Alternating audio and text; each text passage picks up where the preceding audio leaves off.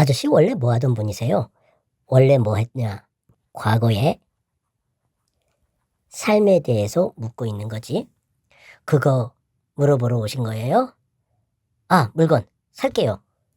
인경이 요렇게 대답한 것은 이 말을 안 사세요? 라고 파악했기 때문인 거야. 그렇게 본다면 요 인경은 어떻게 말하느냐면 잊은 것이 생각났다는 듯이 말을 해야 될 거야. 산다고요. 아무래도 요렇게 해석하면 안 될 것 같다. 왜 그러냐면 우리가 산다고요 할 때 이 고는 뭐 할 때 쓰는 거냐면 어떤 거에 대해서 대꾸할 때 쓰는 어미거든. 근데 요거는 보통 약간 항의 또는 빈정거림의 의미를 담고 있는 종교놈이야. 그런 거 보면 이거는 잊은 것이 생각났다는 듯이 이렇게 말하는 게 아니라 살 생각은 없는 거야. 없는데 마지못해 사겠다고 한 걸로 이해를 해야 될 것 같아. 그런데 살 생각도 없으면서 왜 살려고 하지? 인경 참참참 세트와 옥수수차를 계산대에 내려놓는다. 아, 요것이 물건을 사는 거네. 자, 여기 저도 참참참 도라고 하는 것으로 봐서는 누군가도 이 참참참이라고 하는 것을 샀다라고 하는 것을 알 수가 있네. 아저씨, 오른팔에 힘을 잔뜩 주며 원래 힘께나 쓰던 사람이었어요? 힘께나 쓰던 사람이다. 결국 이건 싸움질을 잘한다라고 하는 뜻으로 쓰이잖아. 아, 여기 오른팔에 힘을 잔뜩 주는 것은 싸움을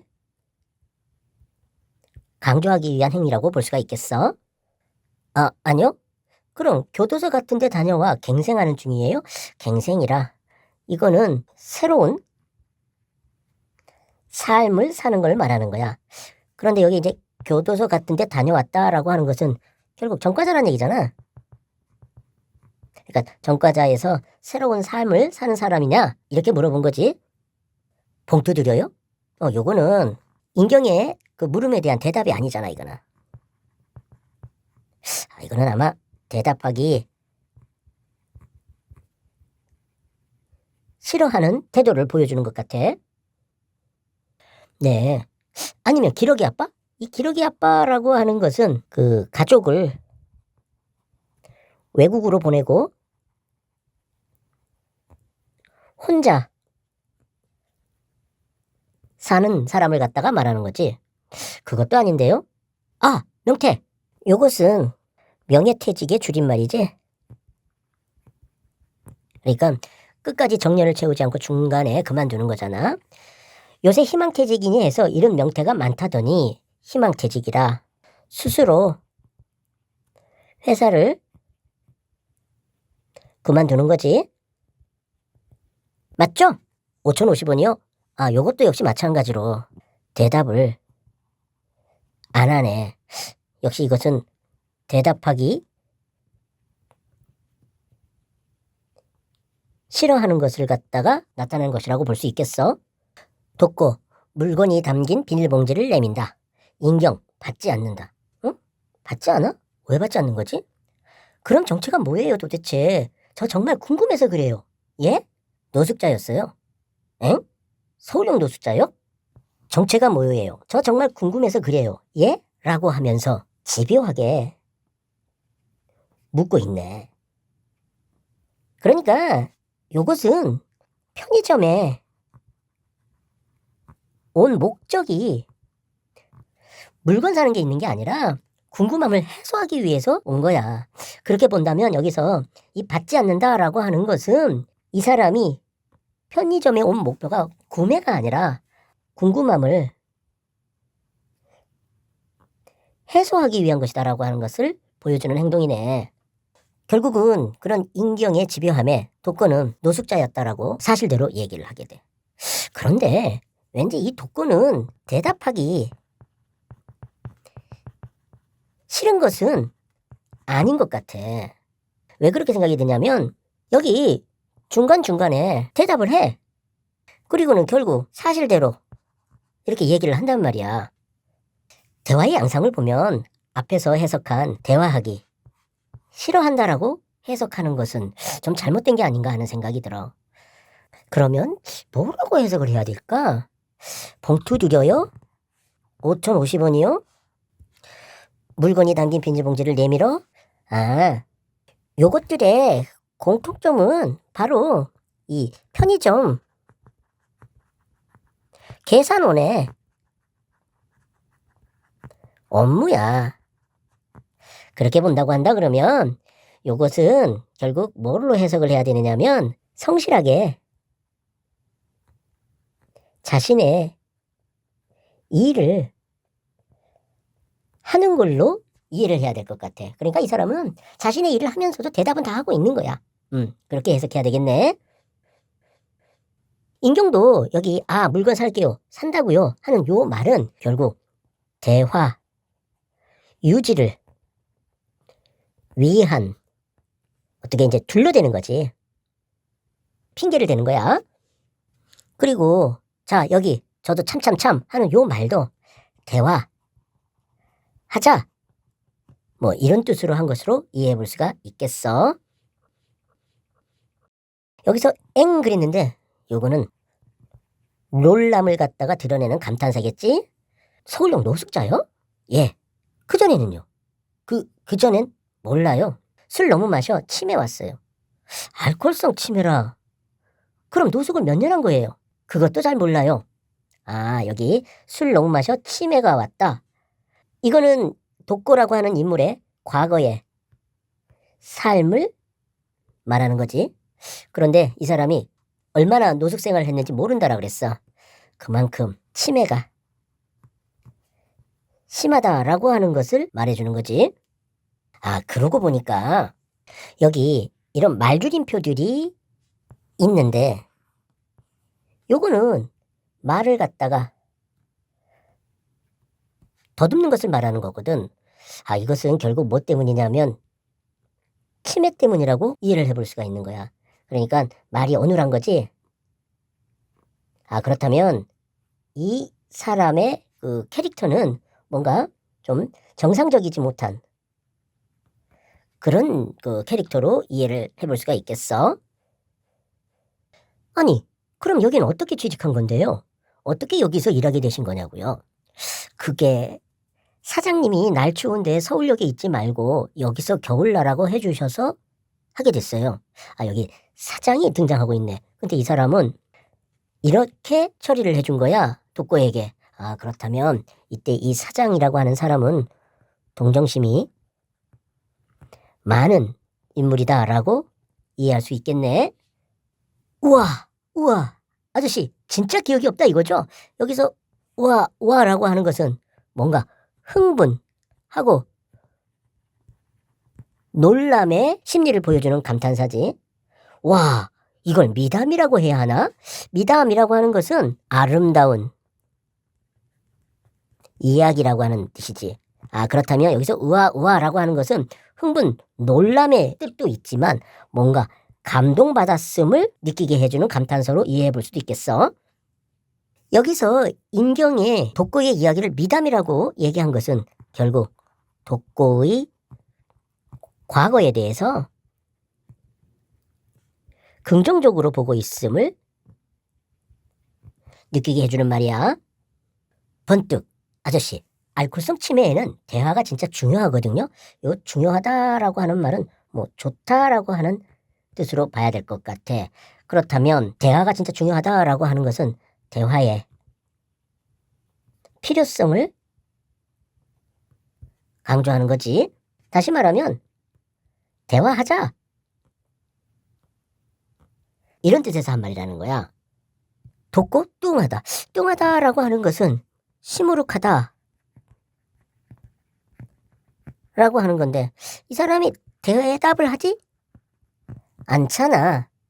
이것은 인경이 대화하자라고 하는 것에 대한 일종의 부정적 반응을 보여주는 행동이라고 이해해 볼 수가 있겠어. 아니, 대화를 많이 해야 기억이 활성화된다고요. 아, 여기 기억이 활성화된다라고 얘기하고 있는데 요거 두 개 다 좋은 결과야. 이런 좋은 결과를 통해서 뭘 얘기하려고 하는 거야? 대화의 필요성을 갖다가 설득하고 있는 거지. 그렇다면 여기에서 이 번뜩 그랬는데 요것은 대화를 하고 싶은 목표 달성을 위해서 좋은 생각이 난 거야. 이렇게 해석해 볼 수가 있는 거야. 5,050원이요? 역시 또 대답을 하지 않네. 그럼 이렇게 합시다. 새벽마다 수다 좀 떨어요. 저랑 이 수다를 떤다. 이게 바로 그 인경이 원하는 바지. 그런데 새벽마다? 야, 이거는 대화하기가 편한 시간은 아닌데? 왜 그러지? 혹시 이 편의점 직원에게 이게 편한 시간 아닐까? 그러니까 이 인경은 독고가 뭐 이런 식으로 자꾸 대답하고 대답을 잘 안 하는 것으로 봐서 일해야 된다라는 부담감을 갖고 있다라고 생각한 것 같아. 이거는 결국 독고의 처지를 배려하는 거야. 그걸 통해서 대화를 하고자 하는 거지. 인경 아이스크림 가져온다. 자, 오늘은 여기까지. 이것은 일단 물러나는 거야. 그렇지만 이것은 결국 다음을 기약하는 거지. 그렇게 이해를 해야 될 수가 있겠어. 아저씨, 저 갈게요. 참, 아저씨, 이름이 뭐예요?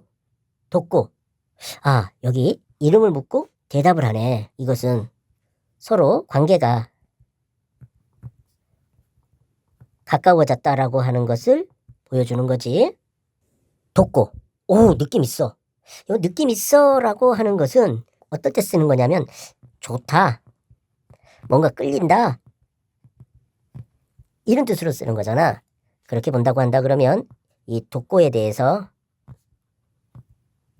긍정적으로 보고 있음을 느끼게 해주는 말이네. 내일 봬요. 딸랑. 짧은 안전. 음악. 계산대 의자를 빼서 앉는다. 자, 그럼 오늘의 마지막 질문. 아저씨, 어떤 인생을 살아오신 것 같아요? 아, 여기 이 딸랑이라고 하는 소리는 장면이 끝났음을 갖다가 느끼게 해주는 소리네. 여기 그리고 짧은 암전 음악 그랬는데 이거는 앞에 장면과 뒤에 장면이 달라짐을 보여주는 장치라고 할 수가 있는 거야. 그런데 보니까 여기 계산대 의자라고 하는 이 말로 봐서는 공간 변화는 없어. 앞에서도 편의점이었잖아. 그런데 시간 변화가 있는 거야. 왜 그러냐면 내일 보자 그랬고 오늘이라 그랬거든. 바로 그러한 것을 갖다가 느끼게 해주는 장치네. 여기 인경이 의자를 빼서 앉는다라고 하면서 오늘의 마지막 질문 이렇게 보니까 이거는 아무래도 대화를 적극적으로 임하려고 하는 그러한 자세를 보여주네. 아저씨는 어떤 인생을 살아오신 것 같아요? 어떤 인생을 살아왔느냐? 역시 계속해서 독고의 과거의 삶에 대해서 묻고 있네. 지금까지 그 인경이 생각했던 독고의 과거는 힘께나 쓰던 사람, 교도소 같은 데 다녀와 갱생하는 사람, 기러기 아빠, 명태 이런 것들이었어. 그러니까 이거는 다 우리 사회의 어두운 삶이었던 거지. 그리고 결국 알아낸 것은 독고가 노숙자였다는 것과 알코올성 치매 같은 것에 걸려 있다라고 하는 거잖아. 그런데도 여기에 와서 다시 어떤 인생을 살아왔는지 다시 또 묻고 있거든. 이것은 아무래도 독고에 대해서 뭔가 좀 재평가하고 싶고 아니면 독고 스스로 자신의 삶에 대해서 평가해보라고 하는 것 같아. 그러니까 다시 말하면 독고의 자평 같은 것들을 듣고 싶어서 한 말인 것 같아. 확실한 거는 나는 원래 이렇게 살지 않았어요. 이런 따뜻한 기억이 별로 없거든요. 따뜻한 기억이라 보통 따뜻하다라고 한다라고 하면 긍정적인 상황을 얘기할 때 많이 쓰잖아. 아무래도 어떤 행복감, 그런 기억 같은 것들이 없었다라는 거지. 그렇다면 이렇게 살지 않았다? 뭔가 좀 불행한 삶을 살지 않았나 하는 생각이 드네. 따뜻한 기억이라면 무엇을 말하는 거죠? 지금처럼 허물없이 대화를 나눈다거나 하는 거예요. 허물없이 대화를 나눈다. 아, 이거를 갖다가 따뜻한 기억이라고 생각하네. 허물없이 대화를 나누는 거? 이게 왜 따뜻한 기억일까? 참참참 드신 분하고도 친하신 거죠? 아, 여기 참참참 드신 분이라 여기서 인경이 저도 참참참 그랬거든. 아, 그렇다면 여기서 저도 참참참이라고 하는 말은 대화하자, 이런 뜻으로 이해를 할 수가 있을 것 같네. 친하신 거죠? 아, 그렇다면 여기에서 말하는 이 허물없이 대화를 나눈다라고 하는 것은 곧 친해지는 걸 말하는 거야. 그렇다면 이때 이 대화라고 하는 것은 바로 인간 관계를 형성하는 것을 갖다가 말하는 거겠네. 아, 그렇다면 이거는 친해지자 라는 뜻으로도 이해해 볼 수가 있을 것 같네. 편의점에서 일하며 사람들과 친해진 것 같아요. 이 독거의 그 주의를 살펴보면 여기서 말하는 사람들이라고 하는 것은 앞에서 말한 참참참 드시는 분이라든지, 그리고 사장님도 친해진 사람이라고 볼 수가 있어. 여기에서 일을 하게끔 해줬으니까. 그리고 여기서 보면 이제 인경도 이제 거기에 포함될 수 있겠는걸? 진심 없이 그냥 친절한 척만 해도 진심이 없다, 척만하다, 이게 같은 말인 거지. 아, 그렇다면 여기서 이제 진심 없이 그냥 친절한 척만 하는 거, 이건 일종의 가식인데, 가식적으로 해도 친절해지는 것 같아요. 뭐 이런 얘기가 되는 거잖아. 그런데 왜 가식적인 건데도 친절해지는 거지? 아, 여기가 지금 편의점이잖아. 여기서 말하는 이 친절한 척만 하는 것은 사실 그 편의점에서 일하는 사람은 당연히 이래야 되는 거 아니야? 그러니까 다시 말하면 업무상 또는 직업상 이렇게 해도 친절해지는 것 같다, 그런 뜻으로 한 말인 것 같아. 아, 그렇다면 이 그 독고라고 하는 사람은 이 편의점을 굉장히 긍정적으로 인식하고 있다라는 생각이 드네. 아저씨, 오늘도 즐거웠어요. 다시 올게요. 딸랑. 이거 딸랑은 앞에서도 나왔던 건데 아무래도 장면이 끝났다라고 하는 것을 갖다가 보여주는 소리인 것 같아. 인경, 편의점 야외 탁자로 나간다. 야외 탁자로 나간다라고 했으니까 이거는 이제 공간의 이동을 보여주는 장면인 거지. 아무래도 이렇게 되면 그 장면이 좀 바뀌는 그런 효과가 있을 거야. 전화 중. 실은 작가 생활을 끝내려고 토지문학관에 갔던 건데 작가 생활을 끝낸다? 아, 이 사람 작가였어? 거기서 교수님을 만나 마음의 여유도 좀 갖게 되었고 마음의 여유를 갖게 되었다고? 덕분에 마지막으로 희곡 한 번 더 써보고 싶어졌어요. 희곡 한 번 더 써보고 싶어졌다? 아, 이 사람은 이렇게 변했네. 이때 이러한 변화는 결국 교수 때문인 거야. 그러니까 이 사람은 심기일전했거든. 그 심기일전의 계기가 된 것은 바로 이 교수를 만난 거였던 거야. 그렇게 본다고 한다 그러면 이 교수는 일종의 심기일전의 계기를 제공한 인물이라고 이해해 볼 수가 있겠어. 빌려주신 이 집필실도 큰 도움이 됐고요. 오, 집필실을 갖다가 빌려줬다고? 요것도 하나의 심기일전에 그 도움을 준 거야. 그런데 요거는 일종의 물질적인 도움이라고 이해해 볼 수가 있을 것 같아. 아, 그리고 희수쌤, 문학관에서 산책하며 해주셨던 말 기억하세요? 아, 여기서 말하는 이 희수쌤이 바로 요 교수인 것 같아. 그리고 여기서 아 라고 하는 감탄사를 사용하고 있는데 이거는 무언가 생각났다라는 듯이 하는 감탄사라고 봐야 될 것 같아. 밥 딜런의 외할머니 이야기. 밥 딜런의 외할머니 이야기? 이게 뭐야? always 편의점 앞 거리. 아, 편의점 앞 거리라. 아까 야외 탁자에 있었잖아. 그렇다면 여기에서 여기로 공간 이동을 한 것이구만. 노래. 밥 딜런의 외할머니 이야기. 아, 이게 노래구나. 그렇다면 이때 이 밥 딜런은 가수 이름인가 본데? 그리고 외할머니 이야기가 노래 제목인 것 같아. 인경? 아, 요거는 인경이 노래를 불렀다라는 얘기가 되는구만. 아, 그렇다면 요거는 약간 그 뮤지컬적인 요소가 가미된 연극이라고 봐야 되겠네. 행복은 뭔가 얻으려고 가는 길 위에 있는 것이 아니야. 길 자체가 행복이란다.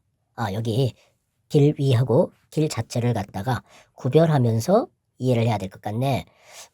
우리가 보통 이 길 그러면 인생을 비유할 때 많이 사용하는 거지. 그런데 여기 보니까 뭔가 얻으련다라고 되어 있어. 이거는 일종의 목표가 아닐까? 그러니까 목표를 얻으려고 인생을 살아가는 것이 아니야. 인생 그 자체가 행복이란다. 뭐 이런 얘기인 것 같아. 아, 그렇다면 이거는 이렇게 이해를 해야 되겠다. 목표를 얻으려는 인생이 중요한 게 아니야. 그러면 인생 자체가 중요한 거야. 뭐 이런 뜻으로 한 말 같아. 내가 만나는 사람은 모두 힘든 싸움을 하고 있어.